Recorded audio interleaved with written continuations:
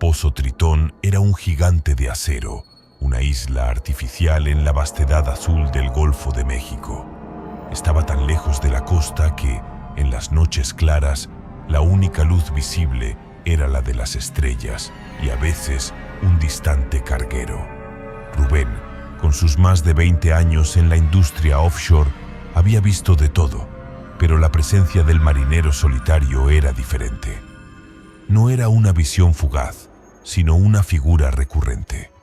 Se materializaba principalmente en la cubierta superior, cerca de la proa, siempre en el mismo sitio, asomado a la barandilla como si esperara a alguien o algo del horizonte.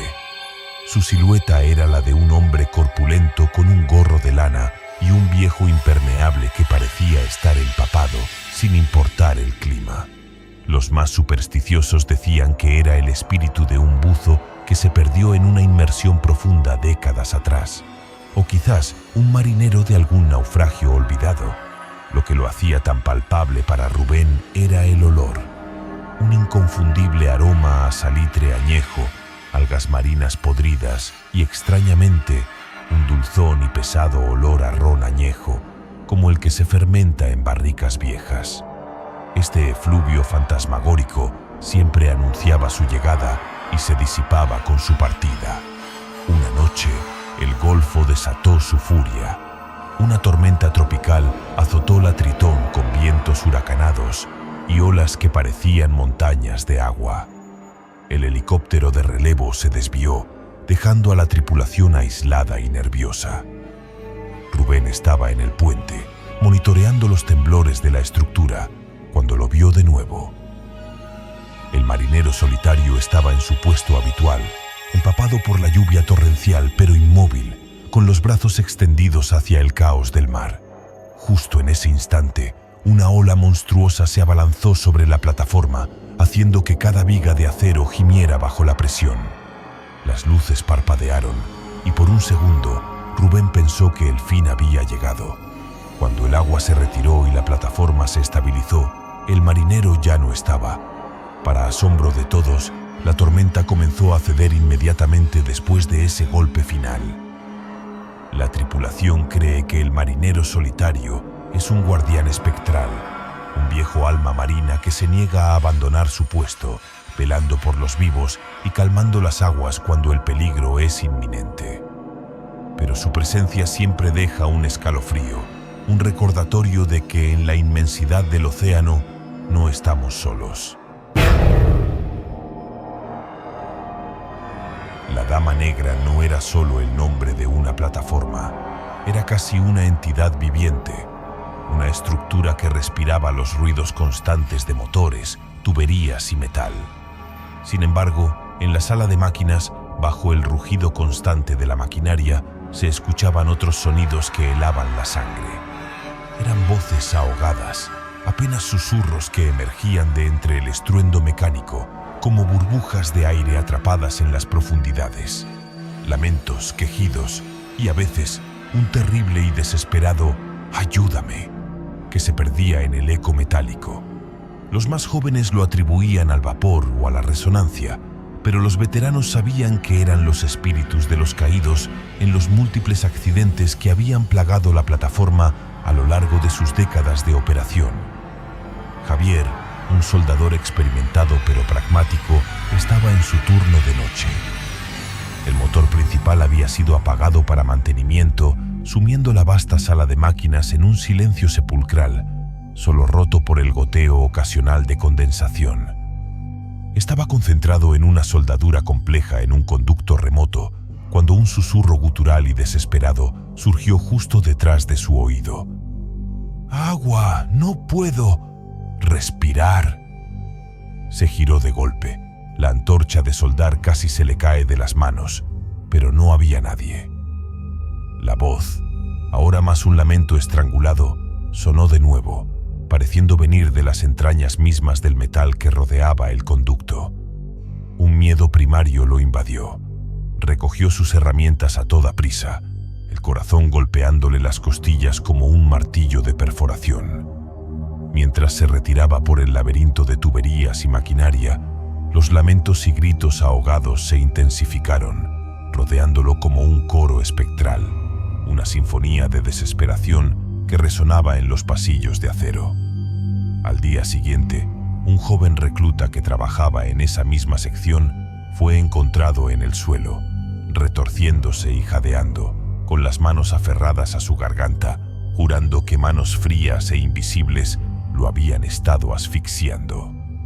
Desde entonces, nadie se atreve a trabajar solo en la sala de máquinas de la Dama Negra, y el silencio nunca es un alivio, sino una ominosa promesa de las voces que esperan ser escuchadas.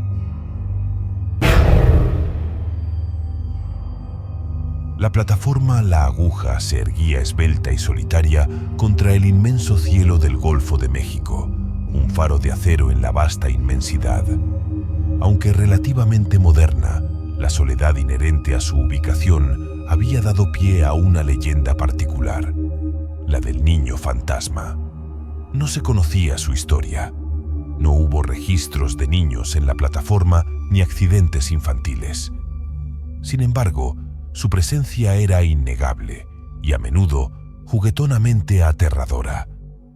Herramientas que desaparecían de sus sitios para aparecer en los lugares más absurdos, radios que se encendían solas con una estática escalofriante y la manifestación más frecuente, el sonido rítmico de una pequeña pelota rebotando en los pasillos desiertos. Carlos, el cocinero principal, era un hombre de lógica y hechos. Creía en lo que veía y tocaba, no en duendes o niños traviesos. Una tarde, en plena preparación de la cena, su preciado cuchillo de chef, un objeto que cuidaba con devoción, se desvaneció de su tabla de corte. Refunfuñando sobre la supuesta mala suerte del lugar, buscó por toda la cocina sin éxito. Fue entonces cuando escuchó el inconfundible pum pum pum de una pelota rebotando, proveniente del almacén contiguo, un lugar que debía estar vacío. Con una mezcla de irritación y una creciente inquietud, Carlos se dirigió al almacén. Allí, sobre un saco de papas recién llegado, estaba su cuchillo, perfectamente limpio, y a su lado, una pequeña canica de cristal que nunca había visto antes en la plataforma. Al día siguiente, en medio de la rutina matutina, el sistema de intercomunicación principal, el que conectaba todas las áreas de la plataforma, se encendió de repente. Una risita clara y aguda de un niño llenó el puente de mando, seguida de una voz infantil que susurró con dulzura traviesa: «Te encontré».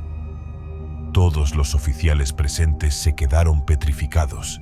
El sistema no tenía la opción de activar el micrófono de voz sin un operador. Desde aquel día, la tripulación de La Aguja aprendió a vivir con el pequeño compañero invisible, dejando ocasionalmente dulces o pequeños juguetes en los rincones solitarios, esperando que el niño se los llevara como una ofrenda para mantener la paz y quizás evitar que el siguiente juego de escondite se volviera realmente siniestro.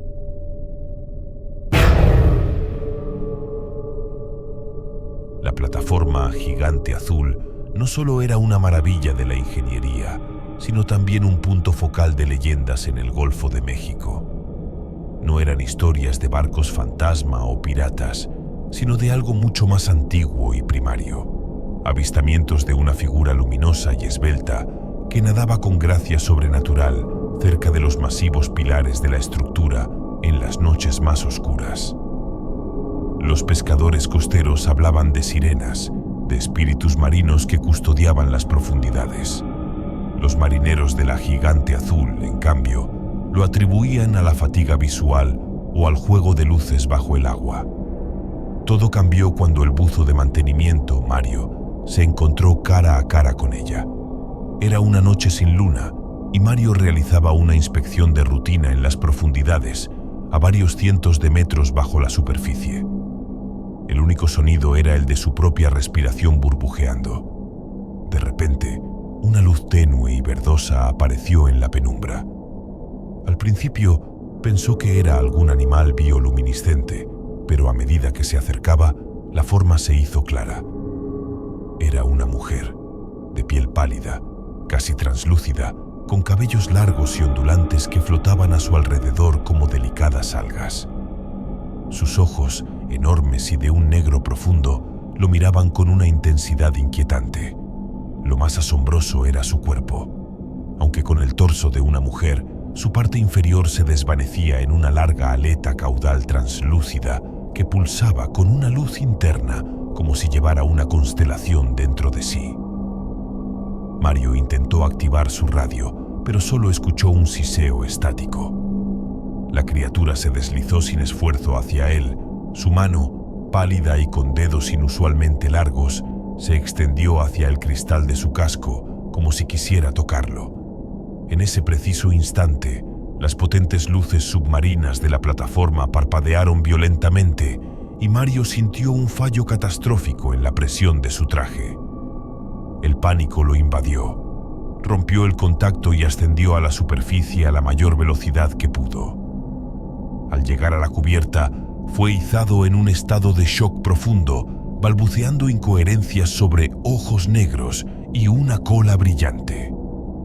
Los buzos de rescate examinaron su equipo, encontrando fallos inexplicables. Desde aquel día, la historia de la sirena del gigante azul dejó de ser una simple leyenda. Muchos juran que, en las noches de calma y con el oleaje en silencio, se escucha un canto melancólico y etéreo que asciende desde las profundidades, un lamento que te atrae y te hiela el alma, un recordatorio de que bajo las olas, el Golfo guarda secretos más allá de nuestra comprensión. La plataforma Fénix cargaba con una historia trágica. Años atrás, un incendio devastador la consumió parcialmente, cobrándose la vida de varios trabajadores en una explosión infernal. Aunque la estructura fue reconstruida con acero y resiliencia, la tripulación más antigua sentía que las almas de los fallecidos nunca se marcharon del todo. Uno en particular era más insistente: el hombre quemado. Su presencia se anunciaba con un olor inconfundible a carne chamuscada y combustible quemado, un hedor nauseabundo que invadía el aire de repente, incluso en zonas ventiladas. Tras el olor, aparecía una figura, una silueta oscura y distorsionada, como si el calor extremo aún la ondulara, deambulando por las mismas áreas donde el fuego había sido más voraz. Jorge, el jefe de seguridad, era un hombre práctico, un escéptico empedernido. Atribuía el olor a fugas de gas o a la memoria olfativa. Sin embargo, su escepticismo se desmoronó una noche. Hacía su ronda de inspección en el área de perforación recientemente reconstruida cuando un hedor penetrante y dulzón a quemado lo asaltó, más intenso que nunca. Se detuvo, la linterna barriendo la oscuridad densa del corredor. A unos metros de distancia, donde el pasillo se abría a una sala de bombas, vio una figura humana de pie, inmóvil. Era alta y delgada, pero su contorno vibraba, se ondulaba ligeramente como si fuera una ilusión óptica causada por el calor. No tenía rostro ni rasgos, era simplemente una silueta carbonizada contra la penumbra. Un frío antinatural le recorrió la espina dorsal a pesar del calor pegajoso del Golfo. El olor a carne quemada se hizo insoportable. Jorge intentó gritar una orden, o al menos un aviso por radio, pero su voz se secó en su garganta, atrapada por el terror. Lentamente, agonizantemente, la figura giró su informe cabeza hacia él. Aunque no tenía ojos visibles, Jorge sintió una mirada ardiente y llena de un odio insondable, una furia espectral que parecía querer consumirlo. Justo en ese momento, la alarma de incendios de esa sección se disparó con un estruendo ensordecedor, sin razón aparente. Cuando los equipos de emergencia llegaron al lugar, no encontraron fuego, solo el olor persistente a quemado y un Jorge pálido y tembloroso, que desde esa noche no solo dejó de dudar de la presencia del hombre quemado, sino que juró que había sentido el calor de un resentimiento más antiguo que el propio acero de la Fénix. La plataforma Mar Caribe 2 no era conocida por ser particularmente embrujada hasta el fatídico derrame. Tras el accidente, la limpieza fue extensa y tensa, marcada por la tristeza y el miedo a repeticiones. Fue durante esas largas noches de trabajo, con la plataforma bañada por los focos y el sonido constante de las bombas y los equipos de succión, que la sombra comenzó a aparecer. Al principio, los trabajadores la confundían con fatiga o con los propios equipos proyectando sombras extrañas. Pero pronto se hizo evidente que esta sombra era diferente. Era más oscura, más densa que cualquier otra, y parecía moverse por sí sola, deslizándose por las cubiertas y los pasillos, siempre cerca de las áreas más afectadas por el crudo. No tenía una forma definida, a veces parecía alargarse y retorcerse, otras veces se condensaba como una masa negra y opaca. Ramón, un joven operario de limpieza, fue uno de los primeros en tener un encuentro directo. Estaba trabajando solo en la cubierta inferior, limpiando residuos de petróleo, cuando sintió una presencia detrás de él. Se giró rápidamente, pero no vio a nadie. Sin embargo, una sombra oscura y viscosa se movía lentamente por la pared, ascendiendo hacia una zona donde no había luz ni objetos que pudieran proyectarla. La sombra pareció detenerse justo encima de una mancha particularmente grande de crudo, como si estuviera absorbiéndola. Luego, lentamente, se deslizó hacia el pasillo y desapareció en la oscuridad. A medida que las semanas pasaban, más trabajadores reportaban haber visto la sombra. Algunos decían sentir un frío intenso cuando pasaba cerca. Otros experimentaban fallos inexplicables en sus equipos justo en el momento del avistamiento.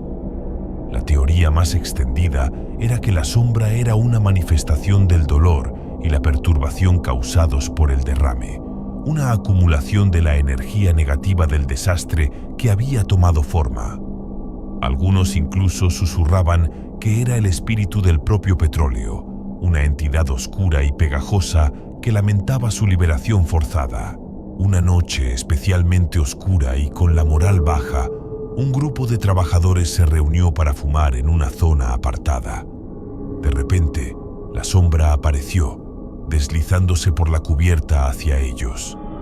El miedo se apoderó del grupo y varios hombres corrieron. Solo un viejo supervisor, don Rafael, se quedó inmóvil, observándola con tristeza. La sombra pareció detenerse frente a él por un instante, antes de desvanecerse lentamente en la noche. Después de ese incidente, los avistamientos disminuyeron, como si la sombra, de alguna manera, hubiera encontrado una especie de calma o hubiera cumplido su propósito. Sin embargo, quien trabajó en la limpieza del Mar Caribe 2 nunca olvidó la sombra oscura y silenciosa que parecía llorar la herida abierta en el Golfo. En las inmensas y solitarias plataformas petroleras del Golfo de México, la oscuridad no es solo la ausencia de luz, es el hogar de susurros ahogados, siluetas sombrías y presencias inexplicables que acechan entre el metal y el mar. Cada crujido del acero, cada ola golpeando los pilares, podría ser una señal de que no estás solo. Allí, bajo la mirada del vasto océano, lo paranormal no es una leyenda, sino una realidad palpable que te espera en las profundidades.